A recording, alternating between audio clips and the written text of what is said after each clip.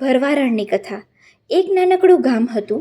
તેમાં થોડાક ખોરડા હતા, જેમાં બ્રાહ્મણની વધુ વસ્તી હતી. કેટલાક પટેલ, ભરવાડ, કોળી, કાઠરાડા, વણકર, મોચી, સુથાર બધા વર્ણનો સમાવેશ થતો.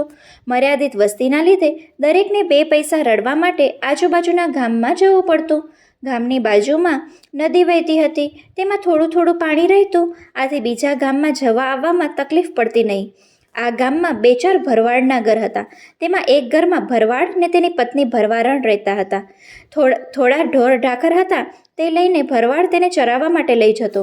જ્યારે ઘરમાં કામમાં નવરી પડે એટલે ભરવારણ બાજુના ગામમાં દૂધ વેચવા જતી. તેનું નામ ભોળી હતું. તે સાચે જ ભોળી હતી. પુરુષોત્તમ માસ આવ્યો.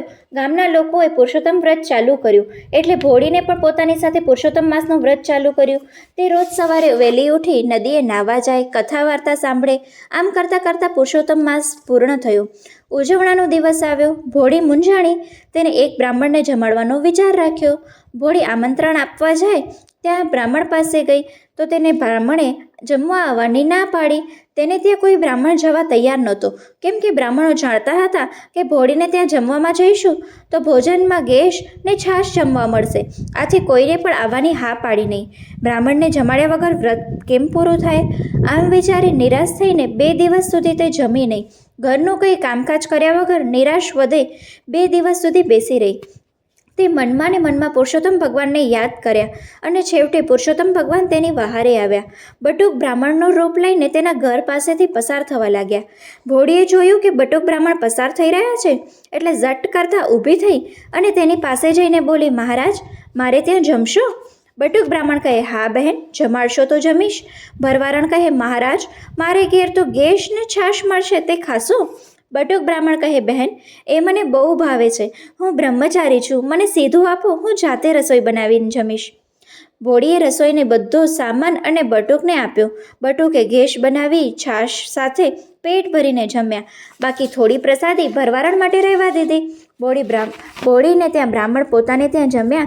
તેનો ઘણો આનંદ થયો. તેને મનોમન પુરુષોત્તમ ભગવાનનો આભાર માન્યો અને યથાશક્તિ બટુકને દાન કર્યું. ભોળીને ખબર નહોતી કે આ તો પુરુષોત્તમ ભગવાન છે. જમ્યા પછી બટુકે કહ્યું, બહેન, મને થોડે સુધી મૂકવા આવો. ભરવારણ બટુકને થોડે સુધી વડાવવા ગઈ. થોડે દૂર ગયા ત્યાં રસ્તામાં આંબળાનું ઝાડ આવ્યું. બાળ સ્વભાવ મુજબ બ્રહ્મચારીએ તો આંબળાના ઝાડ ઉપર ચડીને જોરથી હલાવવા લાગ્યા.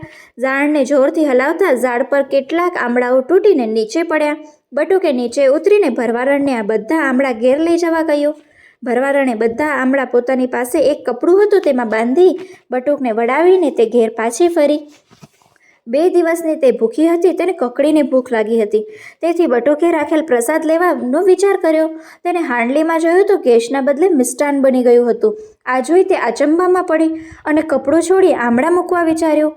આંબળા તો બધા હીરા બની ગયા હતા. ભોળીને ખ્યાલ આવ્યો કે બટુક સ્વરૂપે આવનાર પુરુષોત્તમ ભગવાન હતા. મેં મૂર્ખીએ તેમને ઓળખ્યા નહીં. તે તો રોતા રોતા પ્રાર્થના કરવા લાગી, હે મારા વાલા, હે પુરુષોત્તમ ભગવાન, મને તમારા ખરા સ્વરૂપે દર્શન દો, નહીં તો હું માથું પછાડીને મોતને ભેટીશ. મારે તો આ બધું કંઈ જોઈતું નથી. મને તો તમે દર્શન દો તો બધું આવી જશે.